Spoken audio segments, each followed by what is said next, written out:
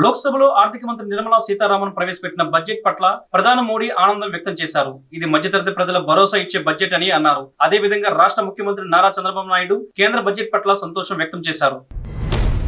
Andhra Pradesh assembly పలు కీలక బిల్లుకు ఆమోదముద్ర వేసింది.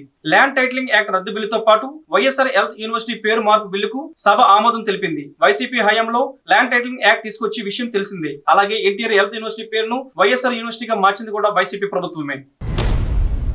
గ్లోబల్ స్టార్ రామ్ చరణ్ నటిస్తున్న గేమ్ చేంజర్ సినిమా విడుదలపై ఆ చిత్ర నిర్మాత దిల్ రాజు అప్డేట్ ఇచ్చారు. చెర్రీ అభిమానులు దిల్ రాజును అడగ్గా క్రిస్మస్ కు కలుద్దామని చెప్పి అన్నారు. శంకర్ దర్శకత్వంలో వహిస్తున్న ఈ చిత్రంలో కియారా అద్వానీ, అంజలి కథానాయకులుగా నటిస్తున్నారు. ఆగస్టు 15న టీజర్ వచ్చే అవకాశం ఉన్నట్లు సమాచారం.